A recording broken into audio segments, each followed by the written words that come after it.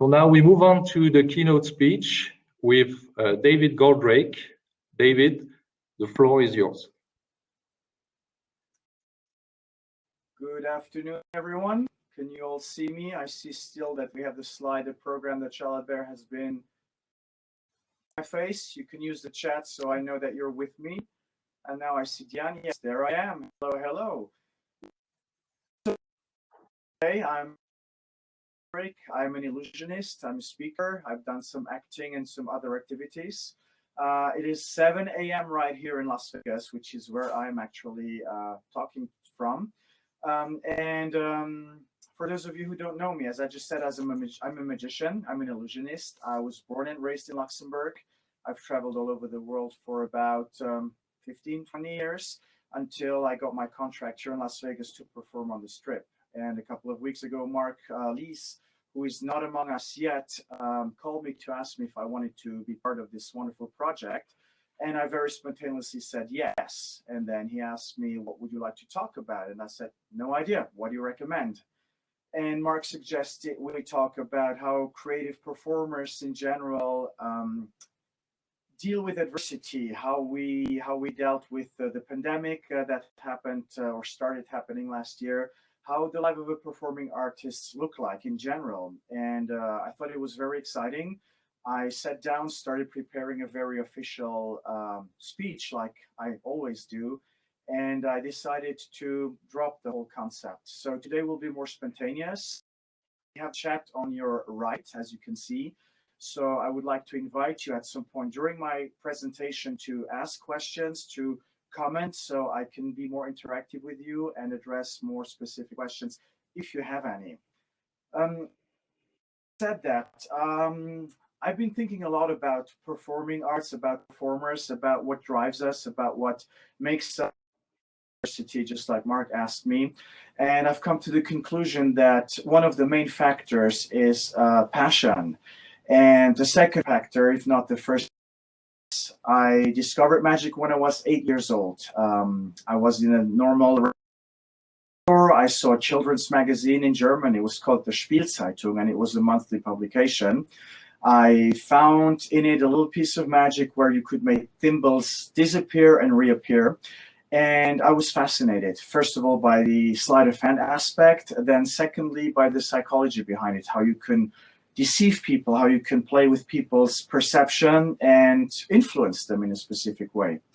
And that factor was combined with something else that I think have in common, and that is that we are kind of maladjusted in society. I had a childhood that, to put it in a nice, mild way, was not the nicest. I didn't have a very harmonious relationship at home with anyone, and it was mutual among everyone.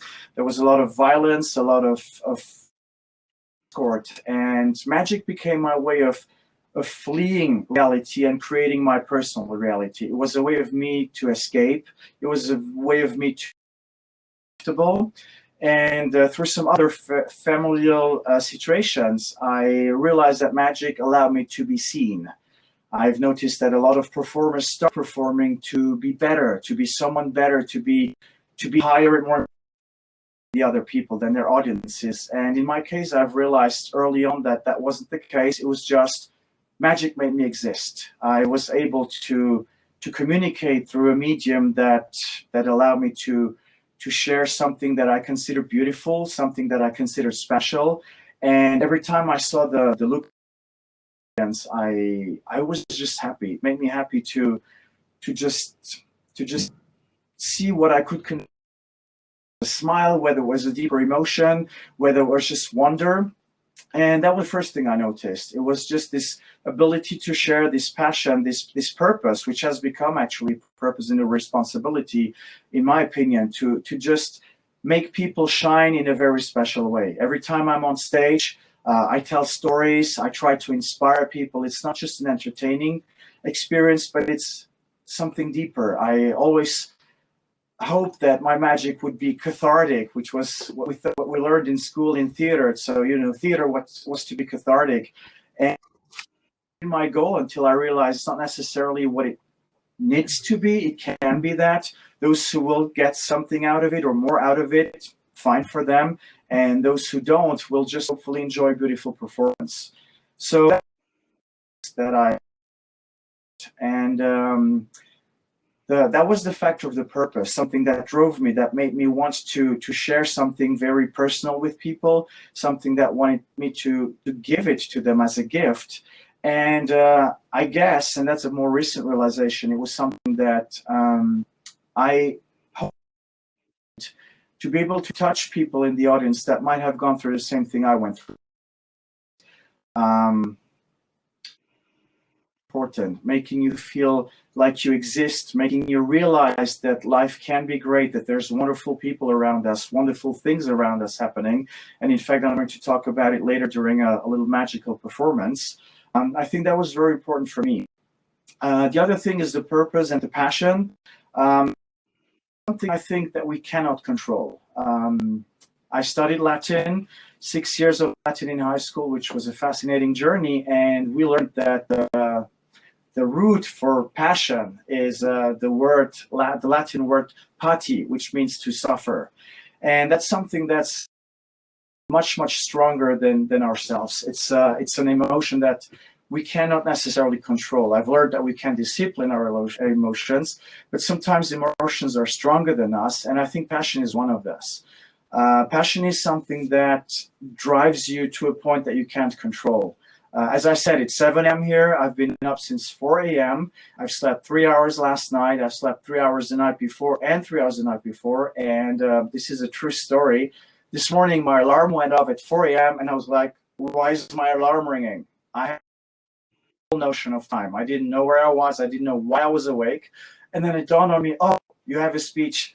And I think this is part of it. This is what drives every performer in one way or another. It's this strong emotion within you that just keeps driving you and that you have no control of. And sometimes it's so overwhelming that regular people who have quote unquote normal jobs cannot understand. I've often compared it with maternity, which is a very, very powerful emotion, or with love in general.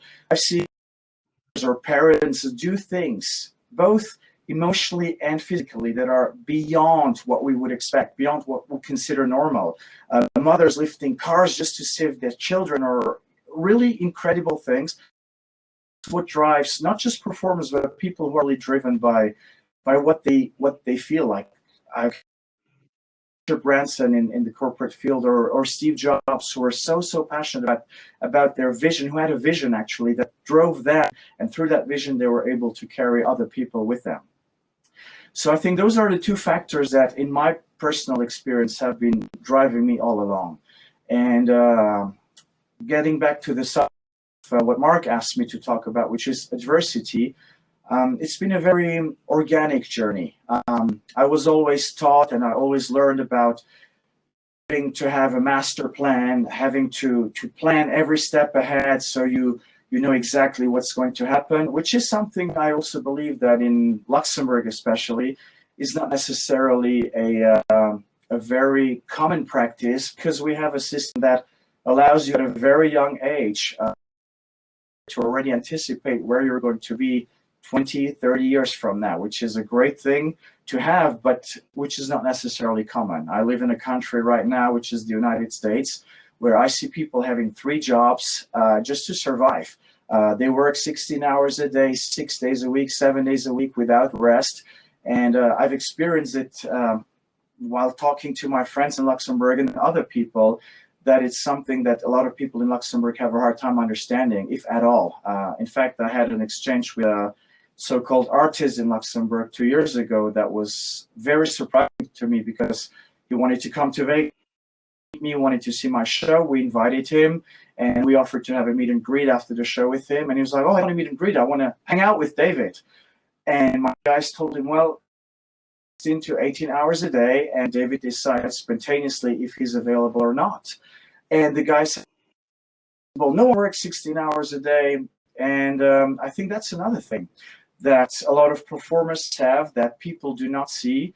And I think it's something that is common with most creative jobs or professions, whether you're a singer, an actor, a dancer, choreographer, even architects who are not considered artists per se, but I think that a lot of creativity is involved in that. There's a lot happening behind the scenes that people don't see. I remember reading a lot of biographies about Madonna, Hugh Jackman, Robbie Williams, and other stars that we know, and reading about all the projects that never came to fruition. I remember vividly how many creative sessions I've had with my people over the decades that were about a piece of magic or performing something specific or just creating something. And then after days or weeks of creation, we realize it's not working. You just drop it. That's another thing that people don't see. It's this this readiness, this preparation. And I think as well that instead of being ready, you need to stay ready. That's something that 2020 has, I hope, or I think. In fact, if you don't mind my opening this parenthesis, it may be a little longer. Staying ready for me has always been very important in the sense that you have to anticipate what can happen. As a performer, as a creative person, you have a certainty, which is something we kind of, for the last months with friends, we started, especially in Luxembourg. I was the first magician after 40 years of having no professional magicians in Luxembourg. I was passionate. I was all about, I wanted in Luxembourg, and I ended up in Vegas, which is I think a cool thing for me to have and to experience. But the journey has been very full of challenges, and I think what has helped me, besides this passion, besides this purpose, was always anticipating ahead what could happen, what I needed to figure out. And I think that's something, a lesson that we can all carry throughout our lives. Instead of just being ready, if you stay ready, and let me explain what that kind of means. When I started out in Luxembourg, I was 22, 23 years old.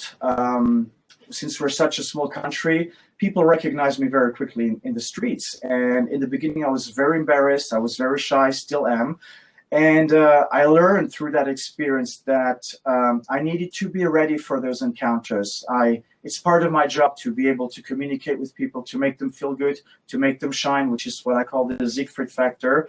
And I had many experiences like that, where every time something happened, I was like, I'm glad I did that. It's like Rui Pasteur said, that chance favors the prepared mind.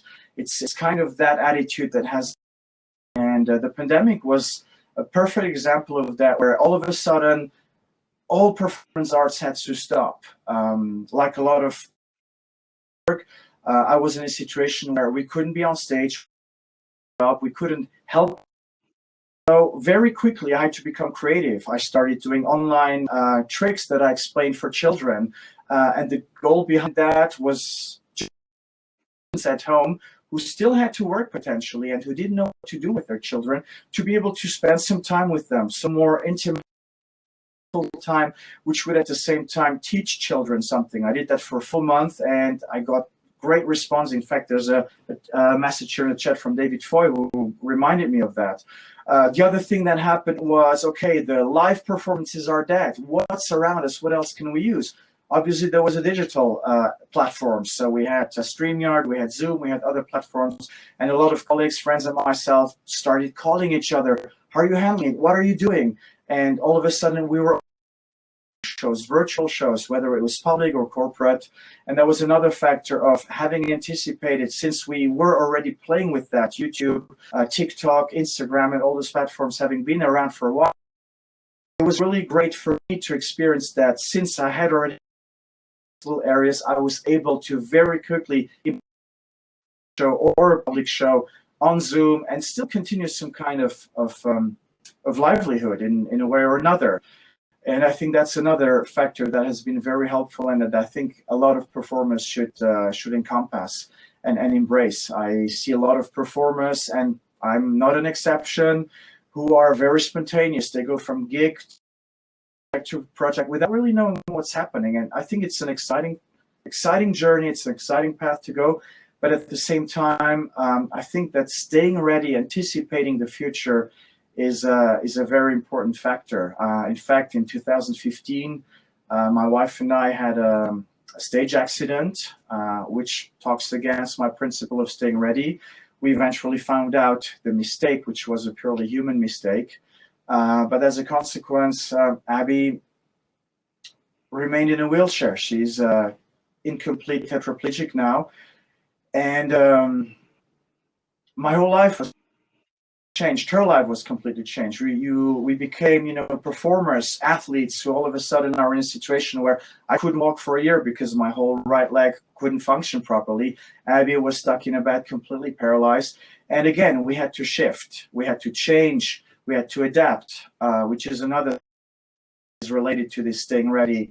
Because of the whole baggage, because of everything we had learned in our lives, we were able over the years to adapt, to adjust to the new situations, to adapt mentally and physically as well to those challenges.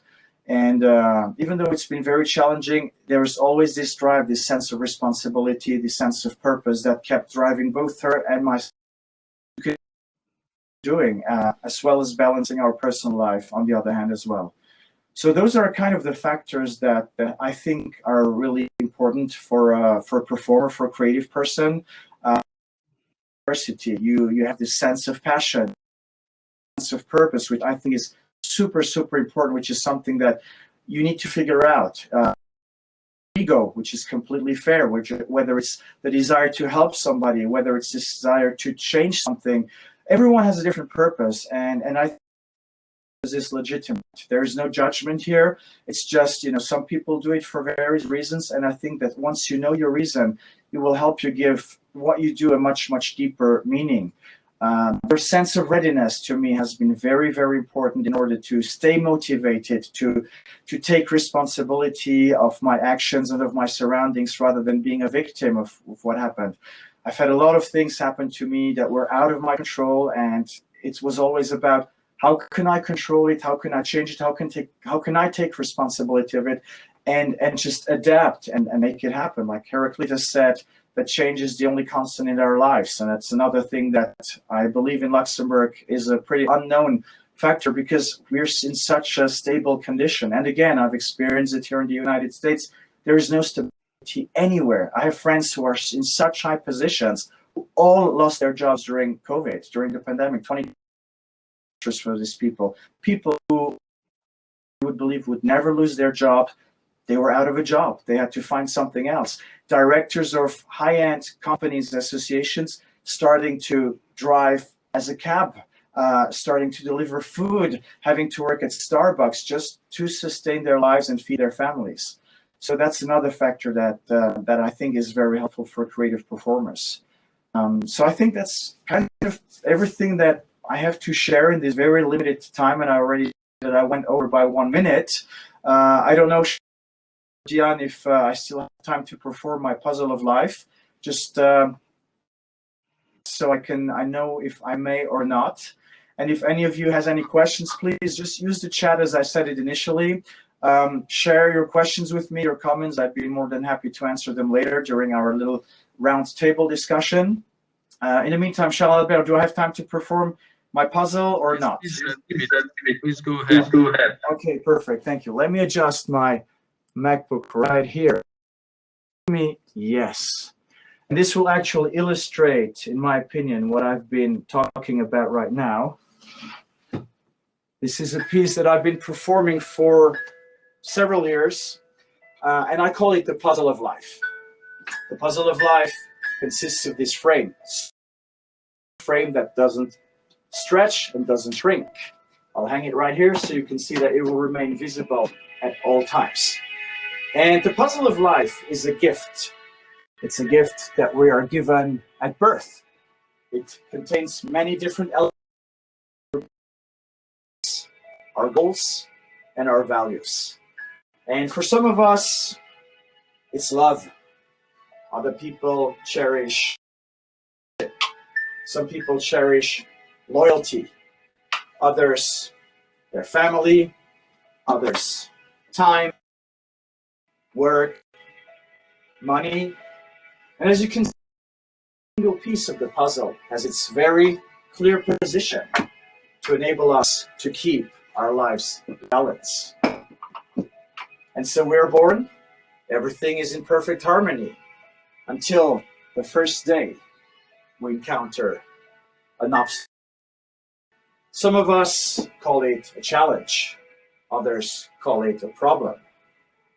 And it's not always easy to know how to incorporate it in our lives and how to handle it. So only a little shift in perception, a little change in values. And sooner or later, we realize that with some imagination, a lot of work, we're able, step by step, to create a space in our lives, incorporate that problem, and bring the balance back.